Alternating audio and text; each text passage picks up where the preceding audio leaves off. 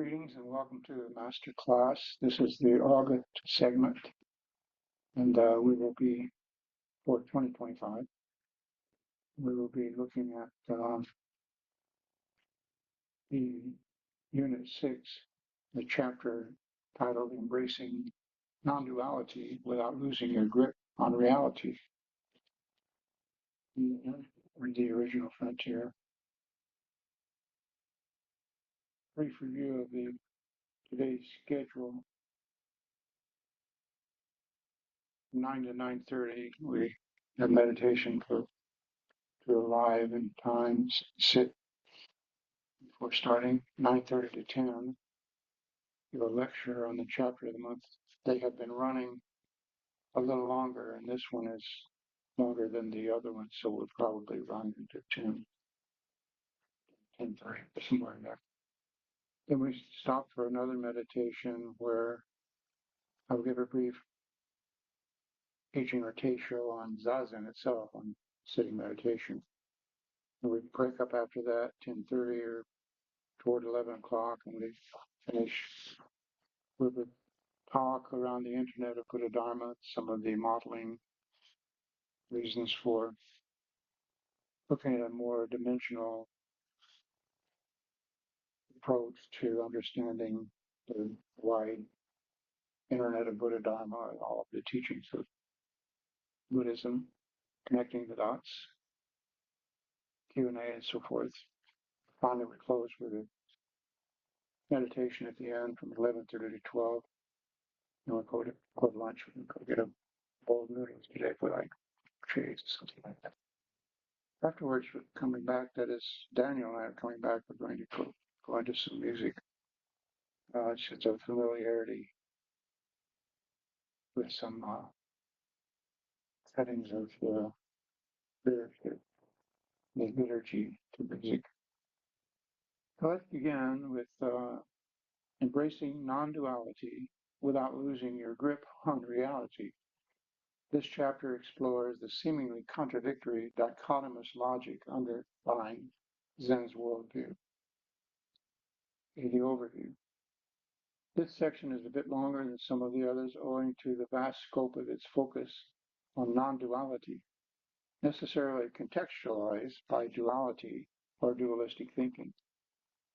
Non-duality is not even a proper word in English, demanding a hyphen, which illuminates its culturally alien character. In ancient times, the argument in Zen, as well as in Greek philosophies, was centered around reality and whether one's apprehension of it was accurate or somewhat off. In those days, they did not have the evidence and reassurance of scientific studies, with their indirect exploration via sophisticated instruments and resultant measurements of phenomena, illustrating errors in dualistic thinking that we take for granted as conventional received wisdom today, matter and energy being a big one. So that's a contextual note that I think is important for us to keep in mind when we see on the news or hear on the news, this is not normal, this is unprecedented. Nothing is really normal anymore. Nothing about our life would be considered normal in the time of Dogen or in the time of Buddha. And you think we adapt, that if we get to the point that we take for granted, that this way of living is normal. Perhaps the most compelling such truth is that matter is composed of energy, with its convincing proof in the form of the atomic bomb.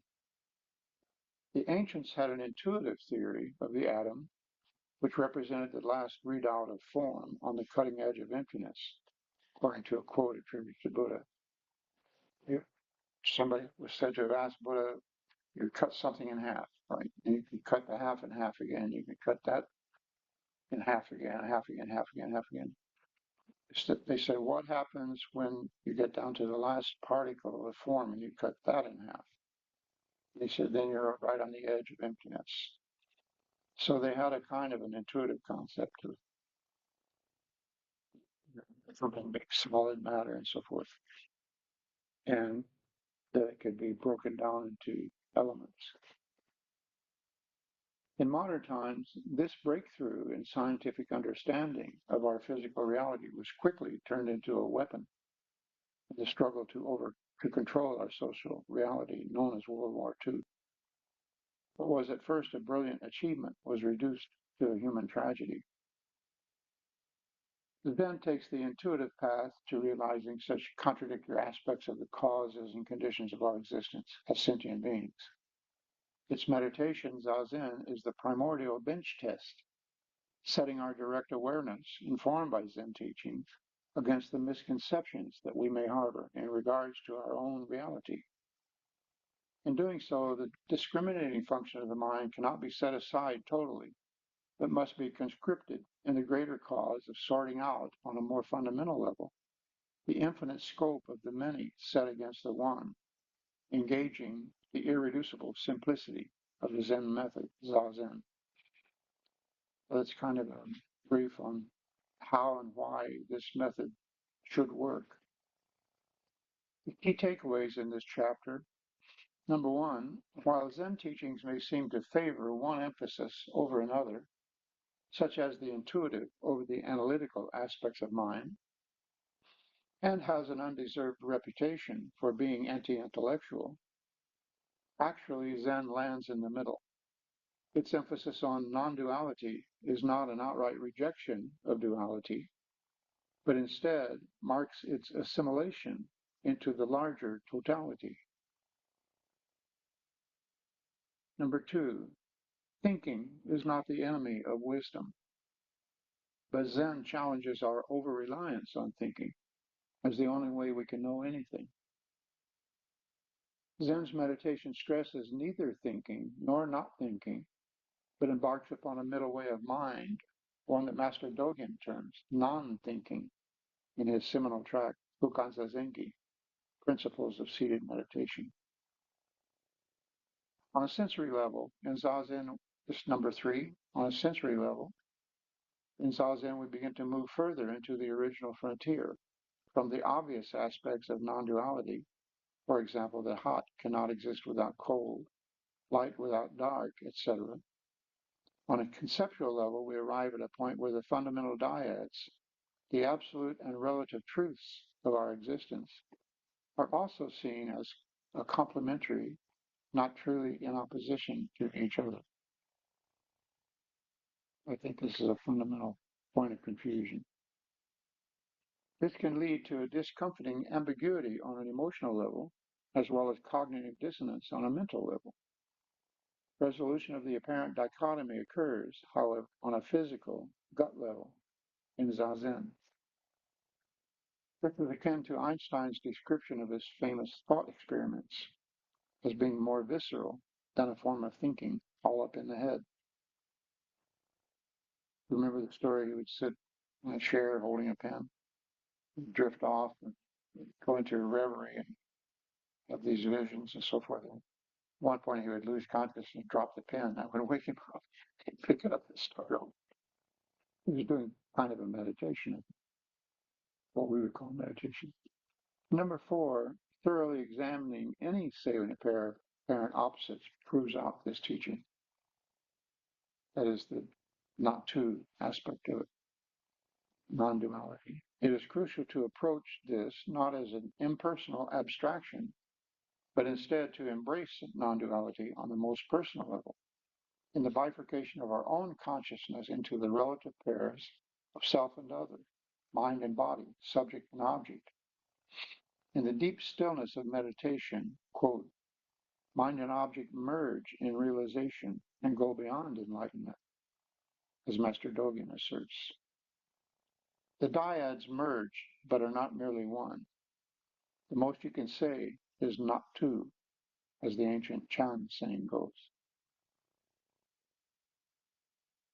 So before I do the commentary, any questions, clarification needed there? So the 4 points again are: Zen teachings may seem to favor one emphasis over another, and the different schools have different pedagogies.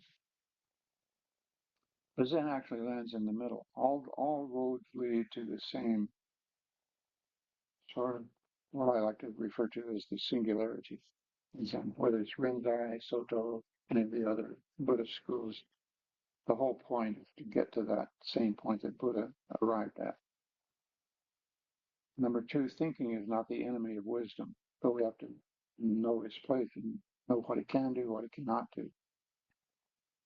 On a sensory level, one reason we turn to our senses is that's the other door, that's the interface. Thinking is only one of those. Eye, ear, nose, tongue, body, mind. 6 of them according to classical Buddhism. So on a sensory level, we move further into the original frontier, beyond the obvious aspects of non-duality and so on. And then finally, number four, thoroughly examining any salient pair of opposites proves out this teaching.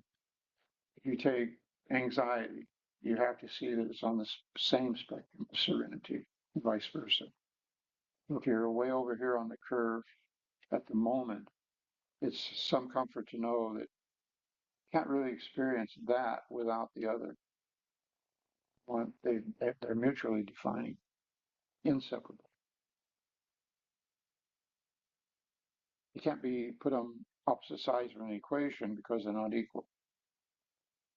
But there is a mathematical sign which I'm not familiar with. It put these two things and the sign in between them says these two are inseparable, and they kind of think.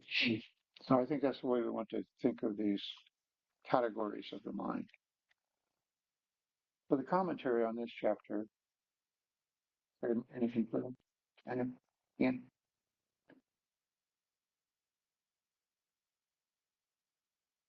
entering on to the quote road to non-duality, as the earliest Chan poem Shinxin Ming, A Trusted Mind, relates, we find ourselves sliding down the slippery slope into the province of the discriminating mind.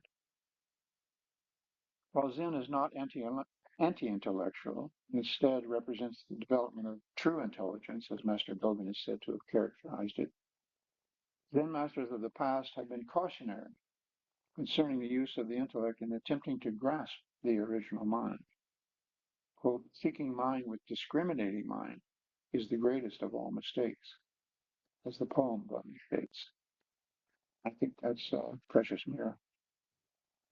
However, part of trusting in mind is to trust that we can manage a balanced approach and not err too grievously on the side of over-intellectualization or a specious speculation. The Buddha was known to scorn speculation, the 10 classic questions. How did it all begin? How will it all end? All those kind of things, he said. His metaphor of the arrow, somebody shot with an arrow and they come to pull it out. He wants to know how many arrows did the guy have? What kind of bow? That's the point, is pull the arrow out. So speculation around philosophical ideas, which had to be rampant at that time, he said was completely beside the point. Oh, yes, sir. Then once we do pull the arrow out, we go, What are you doing?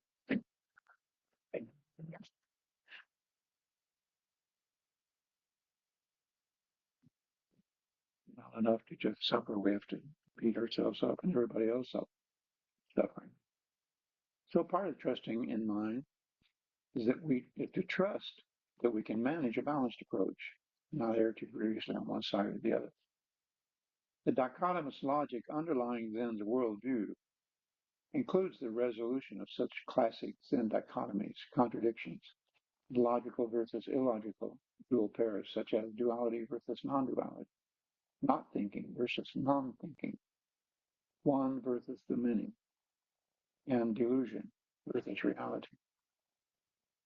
Delusion is one of the, quote, three poisons of Buddhism, along with greed or folly, anger or hate. The difference is that while it is pretty obvious when we are feeling, exercising, or reacting to any of the so-called poisons, such as anger, recognizing delusion is very difficult. Our very insight into delusion may itself be a delusion. That delusion exists as a reality may be the mother of all delusion. Again, Master Dogen comes to our rescue in Genjo Kwan, actualizing the fundamental point. Quote, to carry yourself forward and experience the myriad things is delusion. That the myriad things come forth and experience themselves is awakening. Those who have great realization of delusion are Buddhas. Those who are greatly deluded about realization are sentient beings. And later in the same section makes the humbling point that, quote, when Buddhas are truly Buddhas, they do not necessarily notice that they are Buddhas. What it means to be fully awake is not necessarily self-evident, even to the one experiencing it. The common everyday experience of vacillation within our sensory experience between the extremes of dark and light, hot and cold, wet and dry, etc., ad infinitum, acts as a dharma gate to the deeper, seeming contradictions in our rational grasp of reality, seeming contradictions in that grasp. So accepting the vacillation or embracing it acts as a dharma gate, entering into the vacillation itself as the way it works. That each individual, or rather, that's our direct experience of embracing the vacillation. Zen posits one resolution to this dilemma in its model of dharma, the word dharma as a being, as being. Dharma means being as well as teaching, truth, law, etc., how things work. So anything is a dharma being, and nothing else occupies the space and time that this in the place. Targeting on. It's a dharma being. You're a dharma being. I'm a dharma being. You can be a dharma being too. So that that each individual being, from the smallest particle on the micro level to the most complex organism or identifiable system on the macro level, can be considered a, quote, dharma being, one that occupies a specific dharma location in space-time that no other being occupies. Now, setting aside the fact that we know we can reduce this to molecules, atoms, and each of those are also dharma beings. So this is a cluster of billions and billions of microscopic dharma beings. The humble teacup is often offered up as a handy example of this cosmic truth. Where is this teacup? In my mind or in yours? Let's pretend this is a teacup. At the bottom. Where is it? In my mind or is it in yours? Is the koan-like challenge. Zen errs on the side of inclusion rather than exclusion in regarding such phenomena as also noumena, defined as real and existent, versus real and non-existent phenomena. One familiar example offered by Sokean, an early pioneer of Rinzai Zen in America, roughly contemporaneous with Matsuoka Roshi, is the red fire hydrant, ubiquitous at that time in New York, where his center was located. Actually, he came over in the late 1800s with Soen Shaku, the first convocation of religions in America where Buddhism was introduced. He was Soen Shaku's disciple, and so he preceded Matsuoka by 40 years or so. And so I don't remember the history. We have his writings if you're interested in looking into it in our non-lending library because they're rare books. Wonderful writer. He either was asked by Soen Shaku to stay behind when he returned to Japan, or he later came back. He settled in New York, and he founded what was later known as the New York Zen Institute. And they follow him in the newspapers there. He's a very famous guy. So anyway, the red fire hydrant, ubiquitous at that time in New York, where his center was located. He pointed out that when a person, a rooster, and a dog see a fire hydrant, only the person sees the red. The dog and the chicken do not. Fire hydrant itself is a real and existent dharma, in that the rooster may perch on it, the dog may relieve itself on it, And if the person gives it a swift kick, it may bruise their toe. The red, on the other hand, is only in the eye of the human beholder. Yet when I mention red, you know what I mean. Though even if we were both observing the same fire hydrant, it is not likely that any two human beings would perceive exactly the same red. A colorblind person would not see the hue at all, or only a grayed out version. Thus, the fire hydrant itself is both real and existent. And while the red color is real, that is, we do not see it, and it is measurable as a frequency of light, it is not considered existent, tangible. It cannot be found in the same sense that the fire hydrant itself can be found. Red is somewhere in the eye of the beholder, not in all eyes of all beholders. Of course, if you examine the fire hydrant again closely, you find that it breaks down into further micro level dharma, so, and it's decaying. It's nothing else. Particle decay is going on. It may be rusting. It may be so. It, in that sense, it doesn't exist either in any permanent, tangible sense. You can see the difference between red and the fire hydrant as dharmas, dharma being. Red is a mental, formless, you see. When we consider the various labels that identify frequently mentioned binary pairs in Zen Buddhist teachings, we can see that they share this kind of existent versus non-existent quality, form and emptiness, subject and object, mind and body, self and other, and so on. Other dyads have less tangibility on both sides, such as enlightened versus ignorant, or the dyad central to sitting and walking meditation, stillness in motion, motion in stillness, also translated as silence is thunder, mokurai, a Sino-Japanese term denoting the resolution of all opposites. Note that the two poles are expressed as being in each other, or that one is the other. There is no separation from the beginning. This also explains the impulse in Zen to attempt to express this undivided reality in such expressions as interbeing, the assertion that we enter are by the contemporary Vietnamese teacher Thich Nhat Hanh. In the real-world arena of physics and physiology, we find similar pairings, such as matter and energy, awake and asleep, positive and negative, both in the physical sense of poles of a magnet, the psychological sense, preference, positive versus negative experience, or reaction to experience. Just as Zen tends to bridge the gap between the never the twain shall meet dichotomies, science also comes to the same conclusion, often also comes to the same conclusion.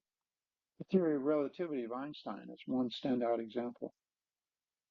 Or Buckminster Fuller, inventor of the famed geodesic dome, the innovative branch of mathematics, geodesic geometry that underlie them, is another proponent of such comprehensive views.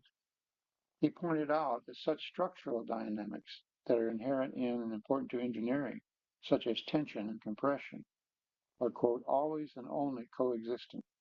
You never find tension in the absence of compression, vice versa.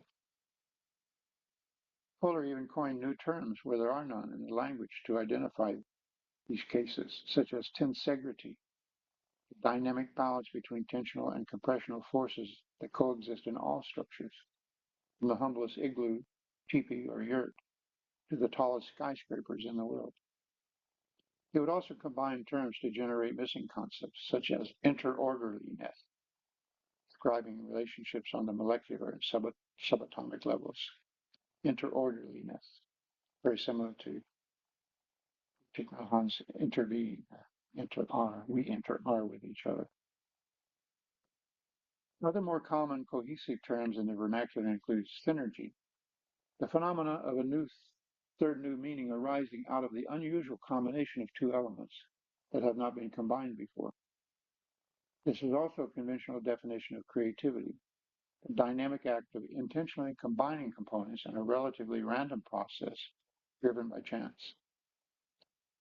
You get a third result that you wouldn't have preconceived. Fuller also defined human intelligence in a way reminiscent of Buddhism's the one and the many, that human beings are able to derive a general principle from the many particular cases of its sensory experience. A simple example is the concept of fast versus slow. The child begins to get the idea when these have been demonstrated in enough different cases, such as pushing the toy truck fast, then slow, and pointing out the fast horse versus slow turtle. The concept and its meaning are taken out of context. And eventually the child gets, oh, fast, slow, I see what you mean. In Taoism, there is a question around this. The many, quote, the many return to the one. To what does the one return? Duality and non-duality, in other words, permeate everything, everywhere. Other terms in the vernacular, much like relativity, hint at a combinatorial approach, including generalist versus specialist, holistic, spectrum, hierarchy, holarchy, continuum, interface, connectivity. The list goes on. Buddhism is riddled with such terms, training at tempering our natural tendency to divide and conquer with overarching concepts such as the dhatus or sensory realms, each consisting of the organ, object, and field in which the sense operates, 18 in all, 3 times the 6 senses. The skandhas or heaps, piles, aggregates represent coherent clusters of related facets of form, feeling, thought, impulse, and consciousness. And the paramitas are prescribed practices of perfecting generosity, morality, patience, endurance, concentration, and wisdom itself, meaning of prajnapadamitas, perfecting our wisdom. These groupings are all sincere attempts to find order and structure in what appears as a chaotic flood of impulses, actions, and consequences. The mind brings a natural tendency to vacillate between extremes, compartmentalizing and categorizing everything within reach. We sort things into living and non-living, sentient and insentient, then wonder at such manifestations as the coronavirus, which seems to live in both, in neither, or in between such neat classifications.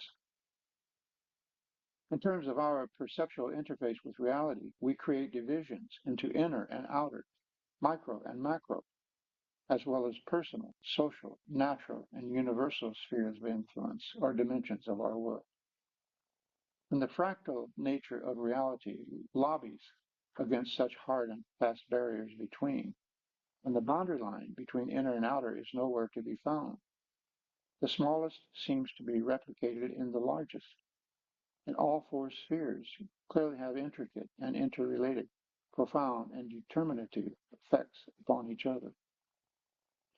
Personally, we sort our behavior into areas of doing and non-doing, acts of commission or omission, either of which may carry equally severe consequences. We see ourselves as either observer or observed, when in fact we are demonstrably both. Socially, we see our actions as selfish or unselfish, engaging in aversion to the unpleasant and attraction to the pleasant, when in fact the one can segue into the other on a moment's notice. We naturally differ, like scratching an itch. Feels good at first, it becomes painful if you continue. We naturally differentiate between free will and fate, or in Buddhism, karma, facing birth and death with the hope that whatever befalls the body, the spirit will survive. We see the universe as the interplay of the absolute and relative, aspiring to find the former in the latter. We're aspiring to form the absolute in the relative. We struggle with apparent antipathy of the being and the environment, whether urban or rural.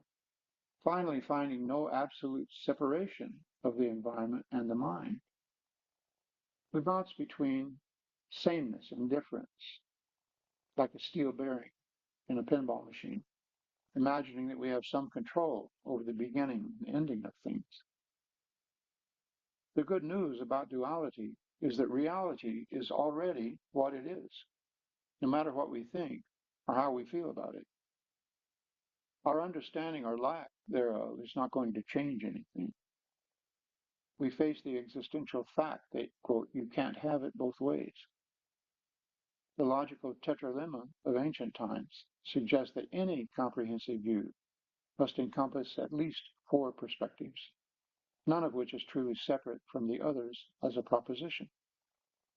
Whatever is under consideration, four basic conditions say that it may be, that it is, but that it also may not be, that it is not.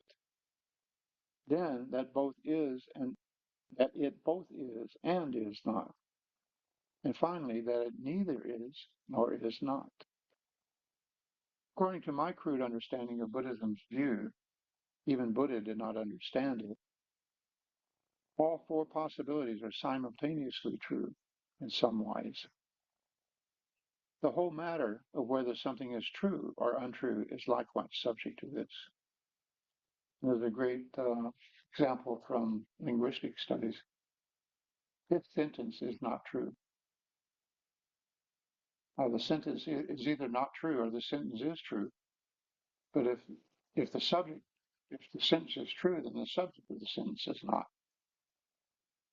That's the dialectical or contradictory economist nature of language itself. This sentence is not true.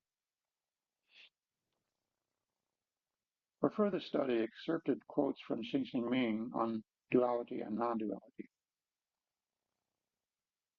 Let me read through this quickly. The great way is not difficult for those who have no preferences. These are selected. This is not in sequence of the poem. Not remaining in the dualistic state, carefully avoiding such pursuits. These are all pulled out, speaking to duality, non-duality directly. As long as there is even a trace of this and that, of right and wrong, the mind essence is lost in confusion. All dualities come from the one, but do not be attached even to this one. When thought objects vanish, the thinking subject vanishes. And when mind vanishes, objects vanish. Things are objects because there is a subject mind. The mind is the subject because there are objects. The burdensome practice of judging brings annoyance and weariness. What benefit can be derived from making distinctions and separations? All dualities derive from ignorant inference, like dreams of flowers in air, foolish to try to grasp them. Gain and loss, right and wrong, such dreams must finally be abandoned at once. If the mind makes no discriminations, the 10,000 things are, as they are, of single essence. Understanding the mystery of this one essence, we are released from all entanglements. When all things are seen equally, the timeless self-essence is reached. No comparisons or analogies are possible in this causeless, relationless state. Take motion in stillness, and stillness in motion. Both movement and stillness disappear. When such dualities cease to exist, oneness itself cannot exist. To this ultimate finality, no law or description applies. In this world of suchness, there is neither self nor other than self. To come into harmony with this reality, just simply say, when doubt arises, not to. Emptiness here, emptiness there, but the infinite universe stands always before your eyes, infinitely large, infinitely small. No difference, for definitions have vanished. No boundaries are seen. So too with being and non-being. We're going to add one that I didn't quote here, but following that he says, Waste no time in doubts and argument that have nothing to do with this. Living in this faith is the road to non-duality, because the non-dual is one with the trusting mind. Here, the trusting mind means trusting the original mind.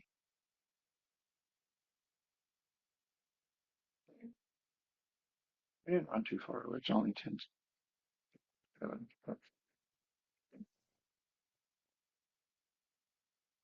So you want to take a little breather? Or you want to have a little dialogue now? Plenty of time later. Maybe a bathroom break. If any of you want this, any of these copies of this, I can send them to you, or you can print them out at home if you want. Have them on your screen. Why don't we take a little bio break and we'll come back and sit for the next period?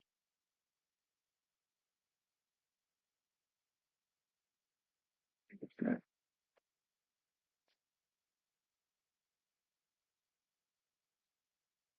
You got recording? He said just to, Leave it. he said it's easier for him just go and cut very little. 10 to 10:30 is meditation.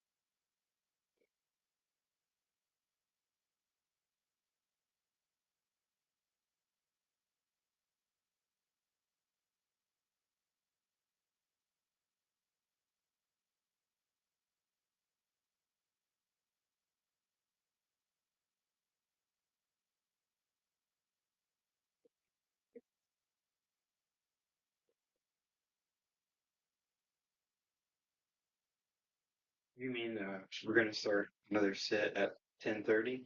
No, we said till 10:30. Oh, right now. Yeah. Oh. Bring your lights down if you want to. Take the lights.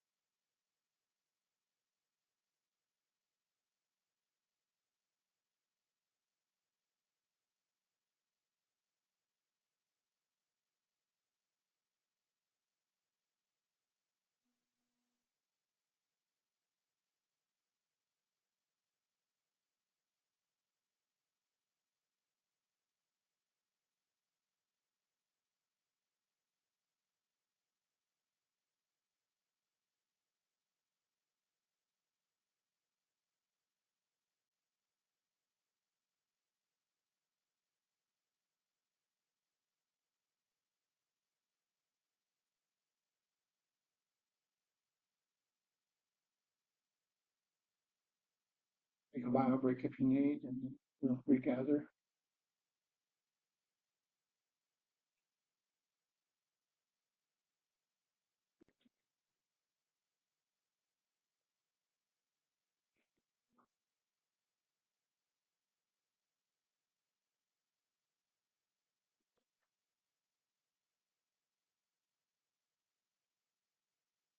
You might click on it's the light switch, not the slider switch.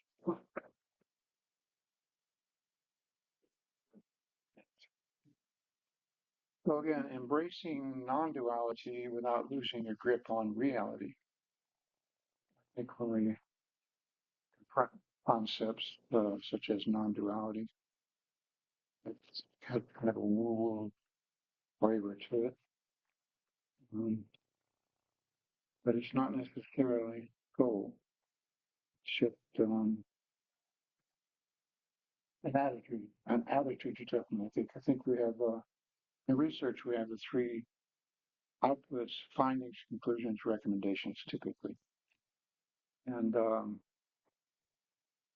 when you're doing professional research, I think in Buddhism we want to look at Buddha's doing his own research, as we say these days, and coming up with findings, group conclusions, many of which contradicted the conventional wisdom of the time, and recommendations such as the Eightfold Path. Do that likewise, recommendations for others. And had a lot of ambiguity about it, according to the story.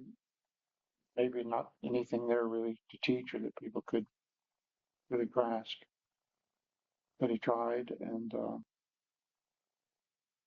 I think we go beyond findings, conclusions, recommendations, especially now, 2,500 years later, into the implications. What are the implications? What were they then, right in that rural agrarian society? And what are they now in our very high-tech kind of situation we find ourselves? The implications shift. And on a personal level, that's on a social level. Right? And or you could say natural as well, the effect on the planet now that we're seeing. You couldn't really do much harm in those days. We can really screw things up big time now. But on the personal level, I think it's attitude adjustment. Once you tune into these findings, conclusions, recommendations as we study in the Dharma, and we begin to realize the implications for our time, I think it's obvious that it begins to require certain attitude adjustments, carrying attitudes into the practice that work everywhere else and maybe work pretty well, but they don't work in this practice. So going back to the theme of non-duality, I just have a couple of my charts to show you, which you're familiar with already. You see this all right from where you are? So I model the personal sphere as being the central bubble in which you're sitting in your zazen. Imagine yourself in a bubble, right? And beyond that boundary is the social. Here would be the sangha, the community, this environment, and so forth. And also, of course, the natural and the universal. It's all, these are not separate. Just a way of visualizing something. Then beyond that, we go out into the expressway and drive home and so forth. The larger community, the social, that's all the social dimension. Then we get into the natural, where the very car we're driving home is polluting the atmosphere, right? And then the universal is our life and death. And, you're in your 30s, 40s, 50s, 60s, however old you are, see your time of life happening in this manner. You have a certain occupation, you have all these social roles with family, friends, obligations, and so forth. That's all in the social sphere, but they impinge upon the natural. So the main point, I think, here, you could have an arrow going out from center, still showing you an arrow going out from center. That's our influence. How much influence can I have on the social sphere? Right? How much influence can I have on the natural sphere? How much can I have on the universal sphere? And as you go out, it's clear that diminishing returns. You can have a lot more effect on your personal sphere than you can on the social sphere where you're engaging with others. Right. So anytime you try to teach, you run up against this problem. I think I know what I'm teaching. I think I'm very intimate with what I'm trying to get across. I've experienced blah, blah, blah. If you're a musician, as Daniel teaches music, but the person you're teaching is another whole human being. And so how much actual effect you can have on their progress, their process, questionable. When we get on to the political level, the international level, you can see it's frustratingly smaller and smaller and smaller. Then when you bridge over into the natural realm, you see climate change, all of the things we're concerned about now. We see how much effect we have had collectively, right?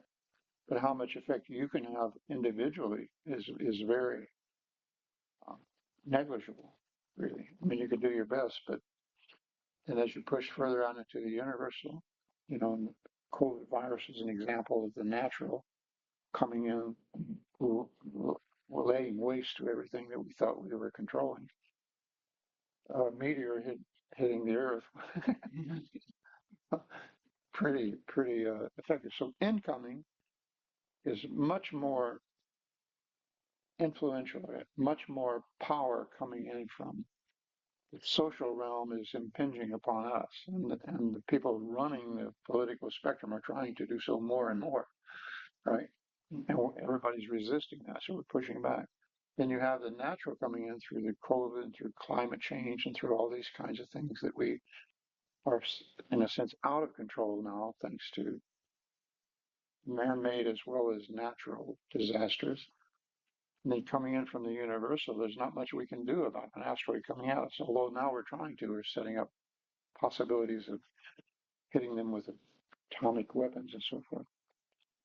So then I took another step with this modeling process. This is all called semantic modeling, where you create a structure, a form. This is three-dimensional semantic modeling. These are all two-dimensional, which hopefully illustrates something well enough that the person you're trying to affect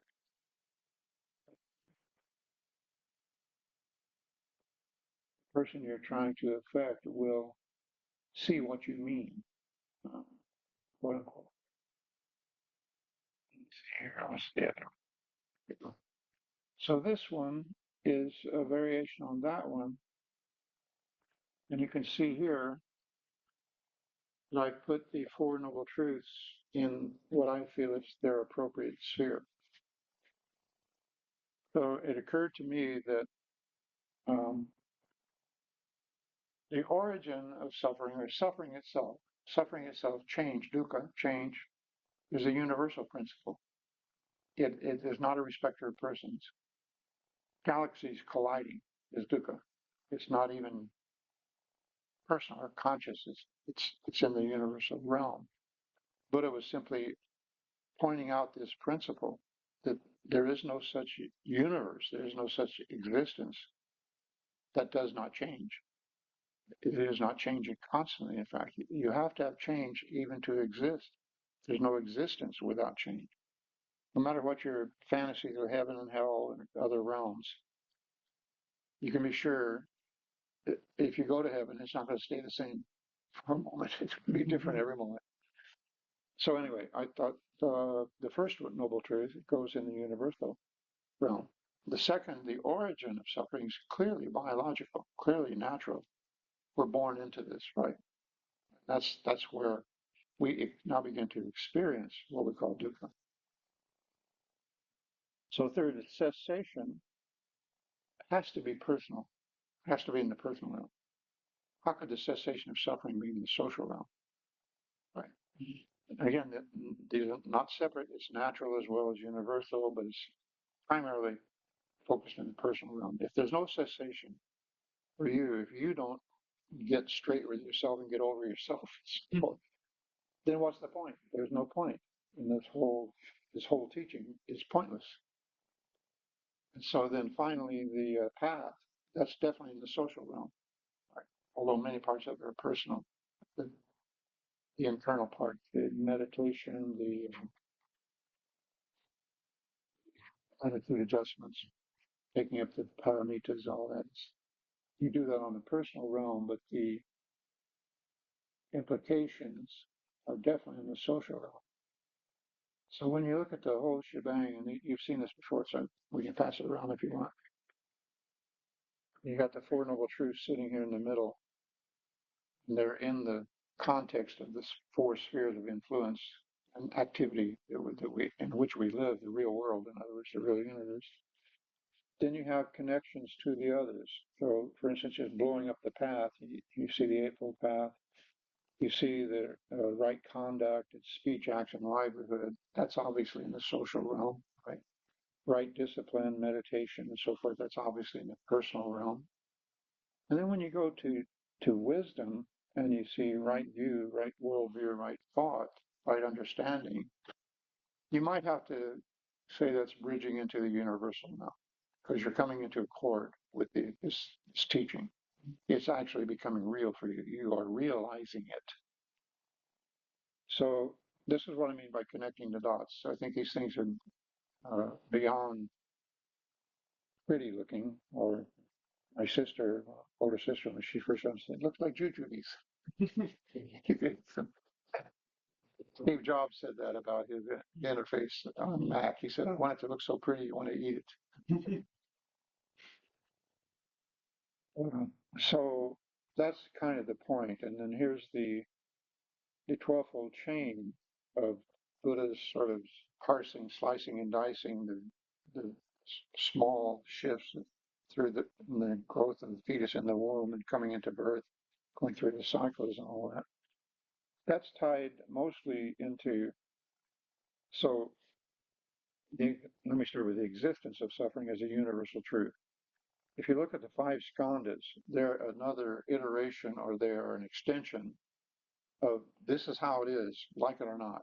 There's the five skandhas are form, feeling, thought, impulse, consciousness, variously translated. But these are the five aspects of any sentient being, from a worm, earthworm, to a human being. You have some form that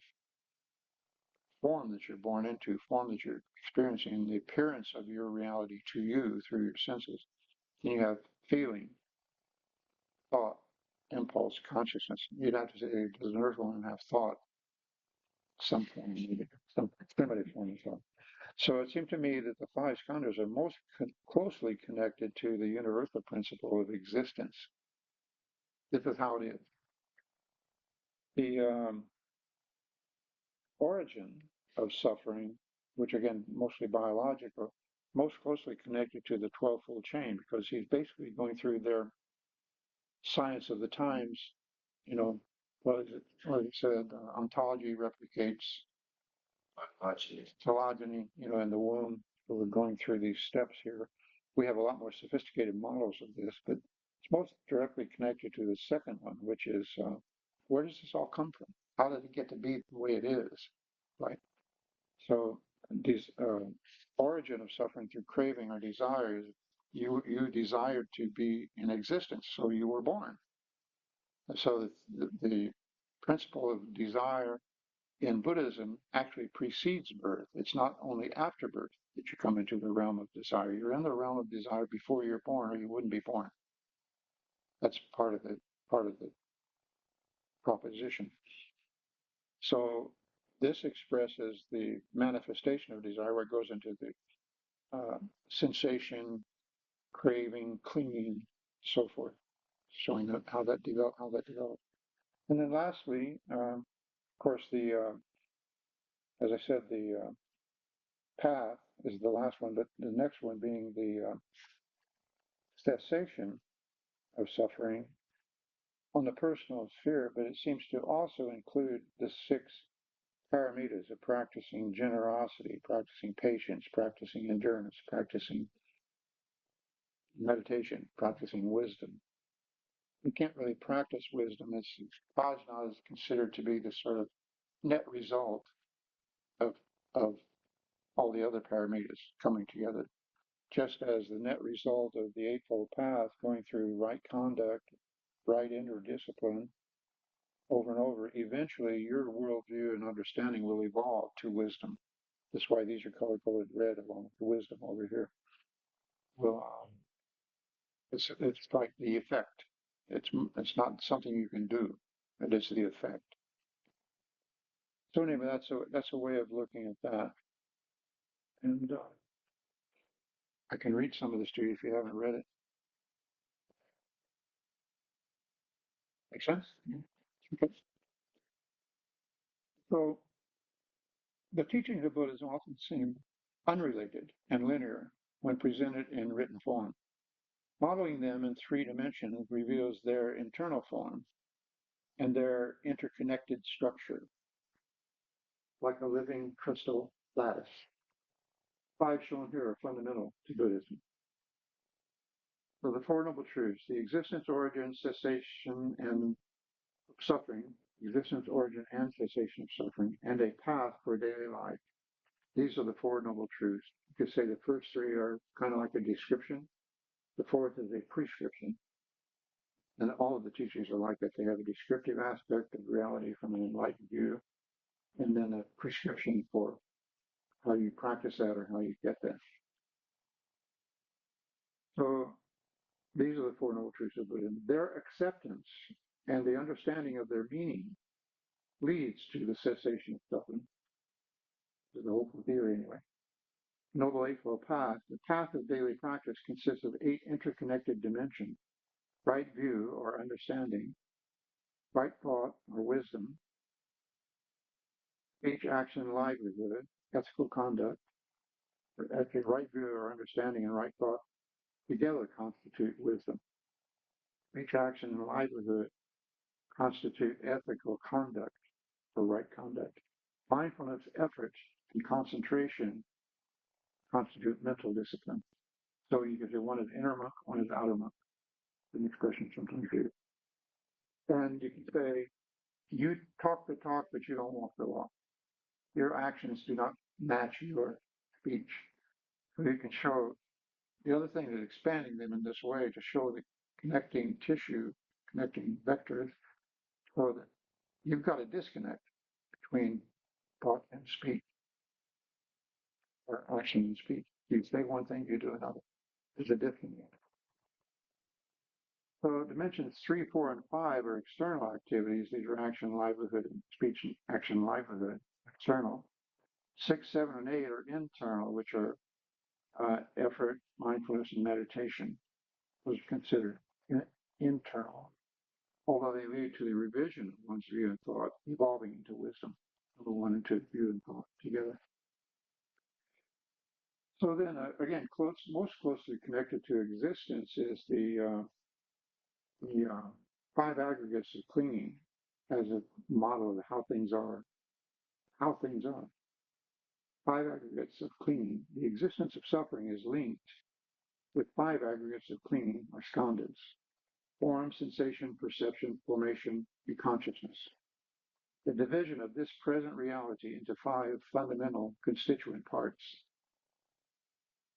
It's not totally divided. They're overlapping like a Venn diagram. You want to think of them as interconnected.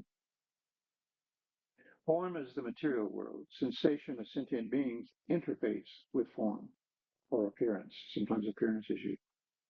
Perception, including conception, the being's knowledge or reality, perceived reality. Formation, the mental underlying motivation or drive, sometimes called intent. And finally, fifth, consciousness, the overarching awareness, as well as the limitations of knowing. So you can model these differently. You can put 4 into a large circle and say the large circle is consciousness. The other 4 are inside. So we're conscious of form, of appearance. We're conscious of sensation. We're conscious of perception and conception. We're conscious of the underlying mental formations or intent. We're conscious of these things. And ultimately, we become conscious of consciousness itself. In the Sharingama Sutra, he posits that in our meditation, we all start in form, in material world. We gradually segue into sensation. Your butt turns on. You can't, it's a fuzzy area. All the boundaries start to blur. So now you're in sensation only. You kind of left form behind. Then you segue from sensation into perception, which includes conception. So that's really the middle skandha. It's bridging the physical world of matter and energy, form and sensation. Perception bridges into the formless realm of intent, motivation, consciousness itself, so forth on the other side through the cycle. Okay. Yeah. Yeah, sure. Sorry. So it's deceptively simple looking on the page. The skandhas are or as due to clinging. Skandhas are form. Form arises out of reality. There's no, you have no appearance or perception or interface with form unless it is a form of attachment. The theory is that we are born because we want to be born. We want to exist. Everything wants to exist, and you look at the fecundity of nature, all the spores and sperms, and it's like a foam coming all the time. Everything wants to be born. Everything wants to exist. Even the plant kingdom, my pecan tree in the backyard, I'm picking up pecans every day now because it's just drenching the place with pecans. So when you look at that, Buddhism interprets this is the desire to exist. This is a desire which precedes birth. It's coming from somewhere, who knows? You know, you can find first cause if you want to debate it philosophically. Here it is, you know, and we're part of it. So you come into this being, you would have to say that has to be some form of attachment. That has to be some form of clinging, some form of craving to just to exist. And then once you're born, then you're treated to the smorgasbord of all the other things that you might become attached to or averse to. Clinging is both attachment and aversion. Craving is more fundamental. An infant, a fetus in the womb will feel craving, but it's inchoate. It's unidentified. It's just craving. They don't know what it is. It's hunger, or their mother is a drug addict, whatever. They feel it, but they can't identify it. There's no formation of the interpreting mind yet to interpret it. At least that's part of the theory. That's a fundamental question you raise there.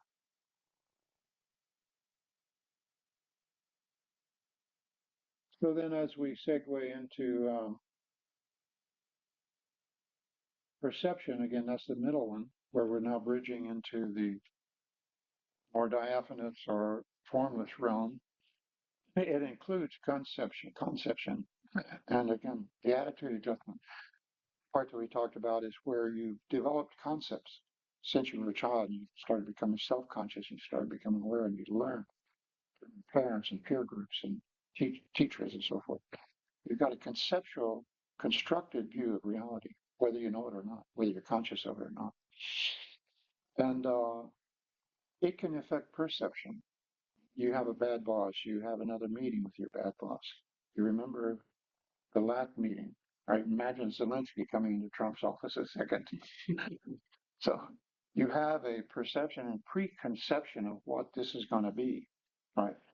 And if you let that run the show, then that's probably a self-fulfilling prophecy. So there's somewhere in the interface of conception and perception that we have to begin freeing ourselves of conceptions, preconceptions. That's the attitude adjustment. We have to be able to develop that open mind of a child, say, walking into the boardroom instead of. And then finally, as we segue into formation, now we're sitting in impulse, intent. Why am I doing this? What's going on? What's this all about? Alfie, you know. And at some point, you don't really know. You've lost all track of all the original reasons you were doing this, have all fallen away. I mean, they're still there, but you see through them. That's really not it. There's something else going on here. There's something else deeper. So eventually, the idea is you transcend each of these skandhas, and at some point, you're sitting in consciousness only. There may still be underlying motivations that pop up from time to time, but you kind of dismiss them because you've been through that, been there, done that over and over and over. It's not meaningful anymore. And so the monkey mind, dies a horrible death trying to influence your experience. But eventually it has to let go of its grip. And you find yourself sitting in consciousness only, whatever that means. So that's when you are ripe for insight. So I think that's mostly tied into existence. Like it or not, this is the way it is. This is what you have to contend with as a sentient being, and so forth. The origin again ties back in. That's the way I see these things tying together. So the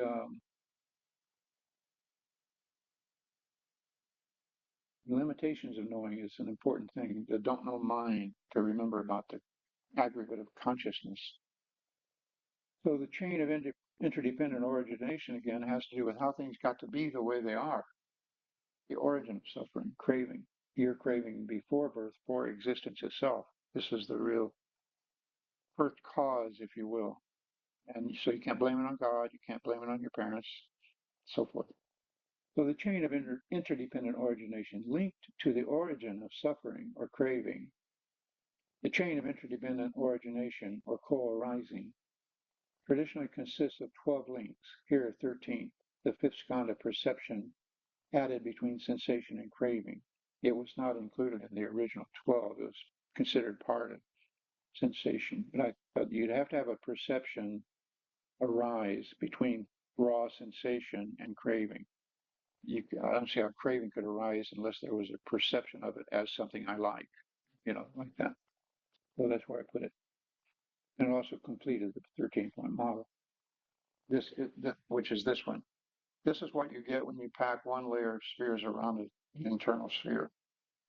This is what you get when you pack one layer of spheres around a void. For the tetrahedron, this is the rhombic icosahedron. And that's represents the 12-fold chain, and all of the 12 surface parts and ignorance in the center. Because at any point you can default back to ignorance here in the chain. So placing it between sensation and craving. Ignorance is positioned at the center as the core origin of the other 12 links. So this is what is posited. Everything arises out of a kind of primordial or of ignorance. It's not a willful, evil, learned, chosen ignorance. It's just where everything comes from. A tree arises out of ignorance. It doesn't know it's a tree. We arise out of ignorance, and then we figure out we're something, and we give names to it. Well, I'm a human being. I'm a man. I'm this, I'm that. All the labels. So that kind of primordial ignorance is the center of things in Buddhism, at least, is the core origin of the other 12 links. Sequential reading of the model from ignorance through aging, this is going forward through in other words, aging and death, comprises a cycle of 3 lifetimes in which links 1 to 2, which are ignorance and formation, it's the underlying intent, are conditions from the past lifetime. This is getting into the theory of rebirth, which you can buy into if you like or not, doesn't matter. 3 through 11, meaning consciousness, form, 6 senses, contact, sensation, perception, craving, clinging, and becoming. 3 through 11 are conditions and fruits of the present. 12 through 13, meaning birth, age, 12, birth or rebirth, and then 13, aging and death, are the effects of this lifetime, as well as causes and conditions of future existences. So that's the way Buddha explained this cycle. And you have to, a normal cycle would be 3 times through, and you would have completed all of the links in the chain. So lastly, the 6 paramitas are tied into cessation. Paramitas or perfections represent a set of actions and attributes that are also necessary to cessation of suffering and form a complement to the Eightfold Path. They are presented in the traditional order: generosity or dana, precepts or ethics, shila, energy or endurance, virya, patience, shanti, contemplation, jhana, and wisdom, prajna. Generosity and precepts are part of ethical conduct, so they're color-coded in yellow, the same as the Eightfold Okay. Part of ethical conduct. Energy or endurance, patience or forbearance, contemplation, all are additional forms of mental discipline. Wisdom is view and thought combined from the Noble Eightfold Path. So that's that, and we're right at 11 o'clock. For some reason, the chart magically disappeared. I said the last word. I'm beginning to worry about artificial intelligence and coincidence.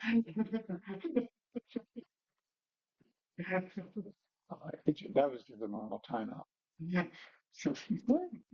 had a friend who was a jazz musician in Chicago, and he was driving home from the gig one morning. It's getting daylight. And so he turns his lights on. Just as he turns his light, all the street lights went off. He drove off.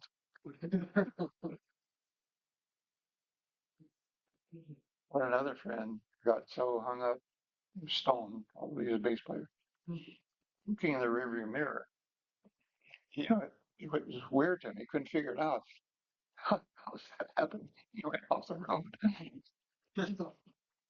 Be careful driving because you get too stoned. Chicago in the 60s. All right, we're at 11. So we have half an hour, and then we do a half hour at the city. So anyway, that was a large dose somehow, but next week will be a little lighter. And the final week, actually, we have November, September, October, November, December, 4 more sessions. The last session of the year, we launch into the Razor Blade of Zen, just for the preview.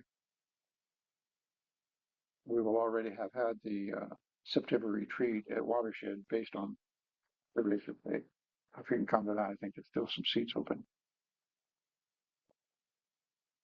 So I'll start with you, Peter. Steve.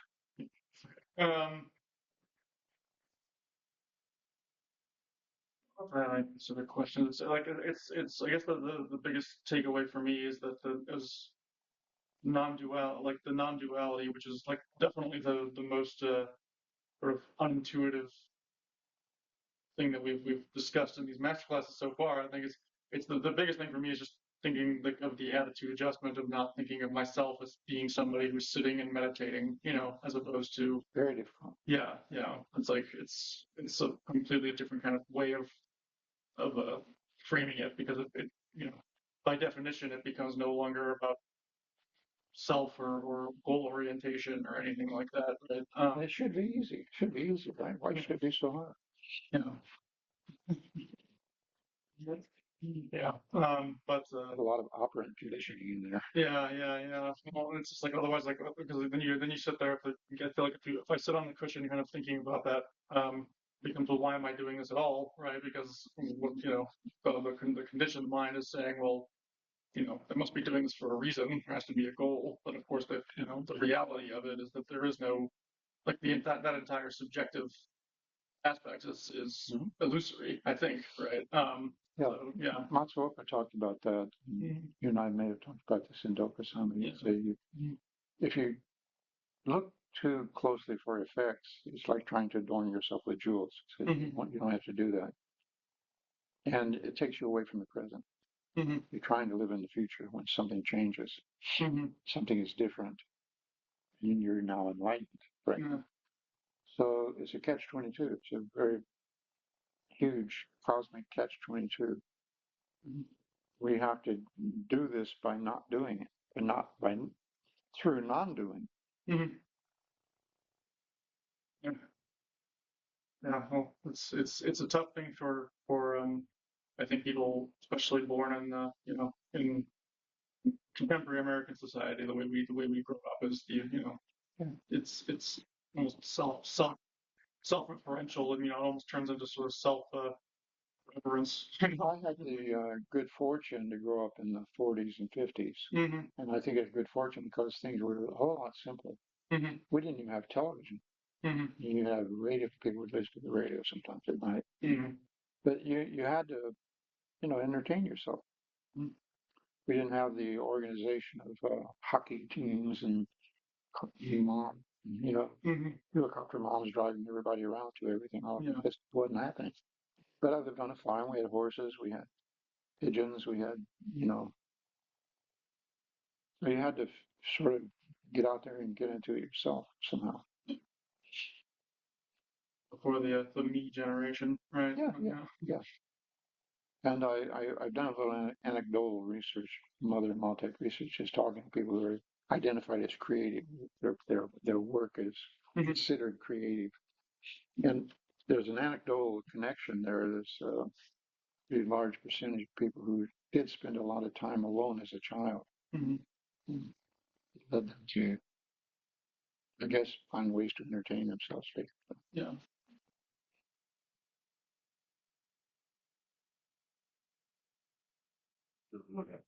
Still doing it. Yeah.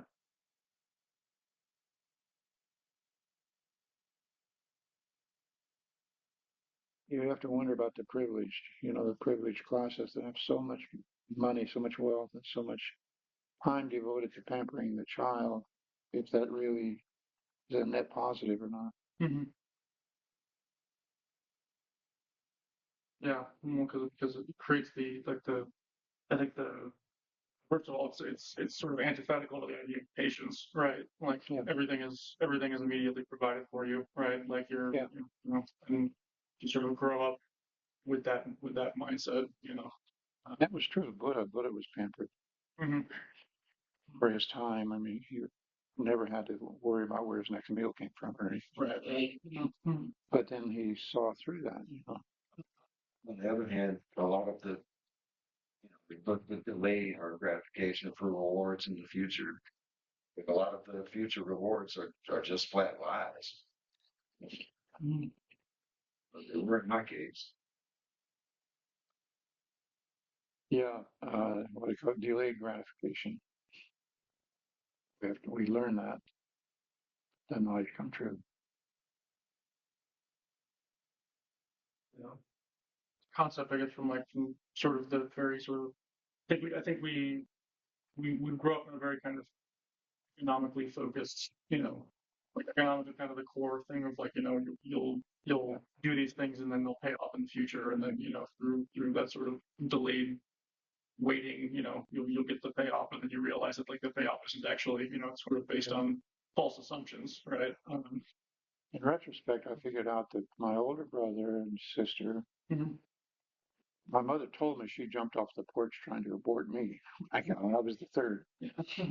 And so they had a paper route, and he was in construction.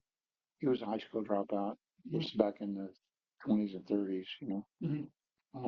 So they didn't have much money, and I think they didn't really plan to have more than two kids. Mhm. So my older brother and sister got lessons in music and dance and all kinds of things, you know. I never got, and I don't resent it or anything, but it wasn't even, didn't even notice. I mean, till later, I said, wait a minute, I was doing all the chores, you know.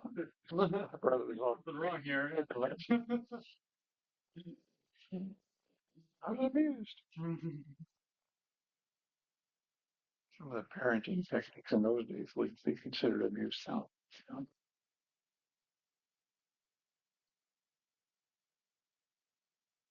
It's about connecting the dots, right?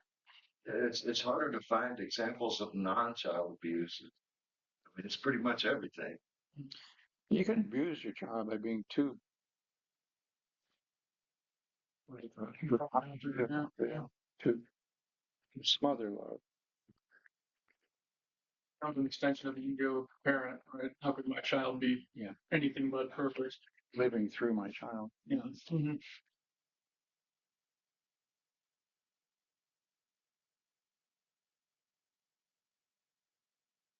Anything else pop out for anybody this morning? I know that was an awful lot.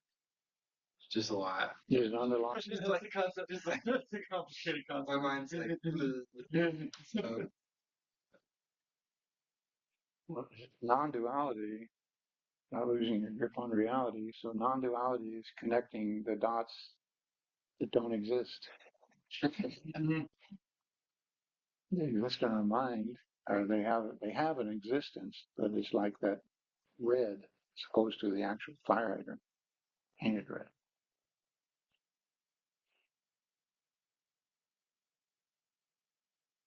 That's something I was reading about the Yogacara, the school of emptiness, basically, and it's something that I think like it gets like tricky because then I think in some ways like it's sort of easy to go into this idea like the teachings themselves are empty, right? Everything is empty, which is on the one hand like yeah, that's true, right? It's just They have no concrete independent self-existence. right, exactly. They have the same characteristics as everything else. But then the paradox is like, well, then like, Yeah. what are we even doing here? You would enjoy the Tuesday night group. We've got two more, I think, two more sessions. Is there one more week in August? One more Thursday? Yes. So that's the next one is the last one, but it's kind of summing up hmm of it's Vasubandhu's three natures, hmm Yogacara, the imaginary, co-arisen, and I can't remember what term they use for the complete one, the fun, third one, which is the non-dual thing that we're doing that in this chapter.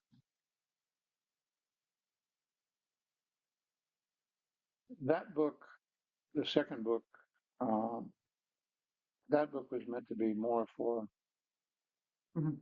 kind of a handbook for helping yourself with your own meditation at Mhm. home.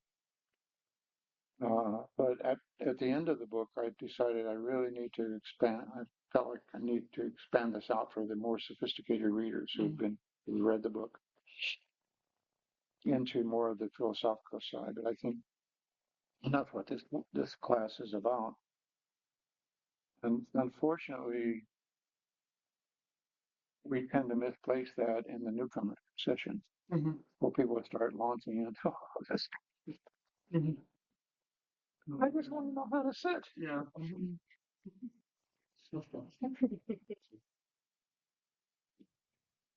Well, it's like it's. I mean, correct me if I'm wrong here, but it's like it's kind of like in Zen. I guess my so far like my understanding is that like understanding that the Dharma is less important than the actual practice of sitting itself, right? Which is kind of not true of all Buddhist traditions. It's true. Yeah, Yeah, it's yeah. true. Other traditions are much more heavily intellectual and doctrinaire. Yeah. Well, it's not. It's not. I don't even know if it's like an intellectual versus intellectual, anti-intellectual thing. It's more just like what's the emphasis, right? Yeah. The experience comes before expression. Yeah. Yeah. Mhm.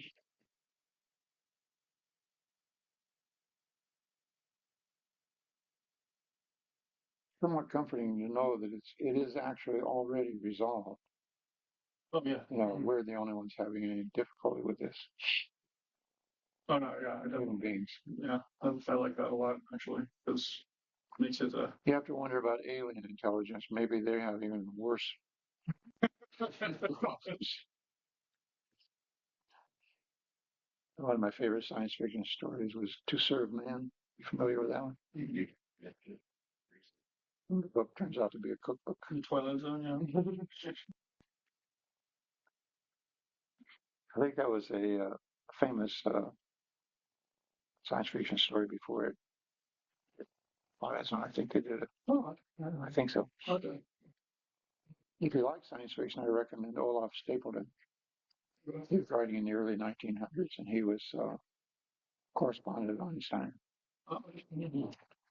He wrote. They say about him he was so far advanced. He was writing about genetic manipulation in the early 1900s, and he was very advanced. And they say he wrote basically every science fiction theme possible, something like. Hmm.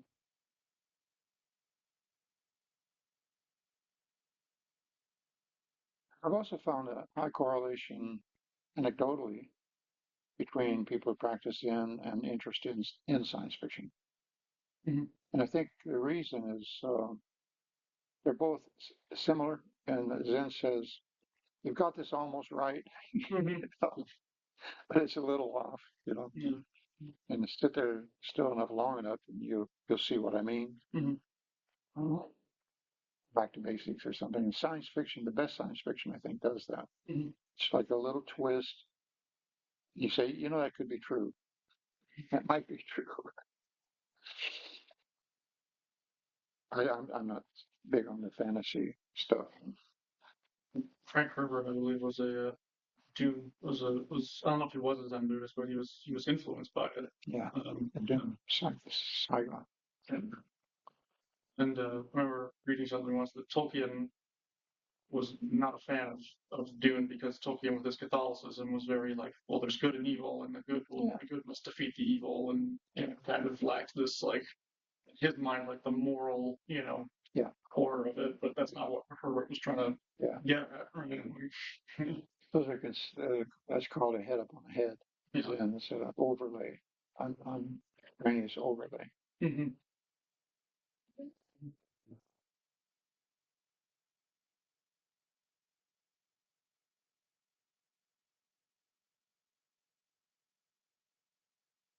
So we can launch right into the next period of sitting if you want. That's the wrap up for today.